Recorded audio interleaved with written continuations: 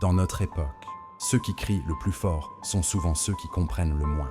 Les sages, eux, se taisent, non par faiblesse, mais parce qu'ils savent qu'au milieu du vacarme, la vérité n'a plus d'écho. Et pourtant, le silence n'est pas inoffensif. Il pèse, il observe, il décide avant même que l'on parle. Mais alors, faut-il toujours se taire quand le monde hurle et que la stupidité s'impose?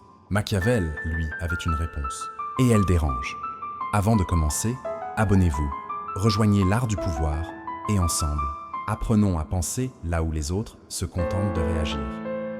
Bonjour à toutes et à tous. Commençons. Dans un monde saturé d'opinions, où chaque ignorance se transforme en vérité virale, le silence paraît suspect, presque coupable, et pourtant, c'est souvent lui qui détient la véritable puissance. Comprendre pourquoi le sage se tait, c'est apprendre à penser, à gouverner et à survivre dans un monde qui confond bruit et influence. Machiavel, philosophe florentin du XVIe siècle, observait princes et peuples. Il a vu des puissants tomber, non par manque d'intelligence, mais par excès de paroles inutiles. Pour lui, gouverner, c'est savoir quand parler, et surtout quand se taire, et sans cette lucidité.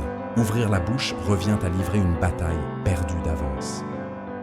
La sagesse se tait là où la stupidité crie. Ce n'est pas qu'une maxime morale, c'est une stratégie de survie dans un monde où l'émotion domine la raison, où la parole précipitée détruit plus qu'elle ne construit. Premier pilier, la lucidité. Le sage voit plus loin que l'instant présent. Répondre à la bêtise, c'est lui donner une scène. Le vrai pouvoir ne cherche pas à être applaudi. Il cherche à agir avec précision. Deuxième pilier, la maîtrise. Se taire n'est jamais fuir.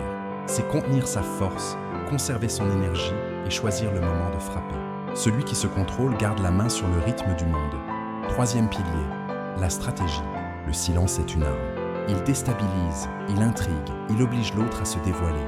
Dans les jeux de pouvoir, le premier qui s'explique est déjà désarmé. Regardez les réseaux sociaux aujourd'hui. Les plus bruyants ne sont jamais les plus profonds. Le sage, lui, observe.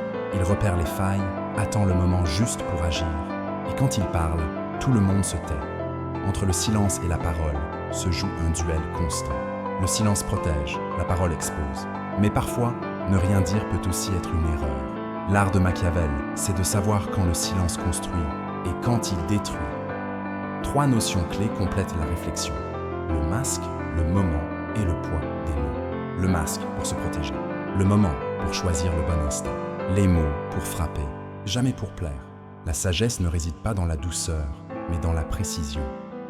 Savoir se taire est une chose. Savoir pourquoi on se tait en est une autre. Comme un général qui retient son armée avant l'assaut, le sage retient sa parole jusqu'à l'instant décisif.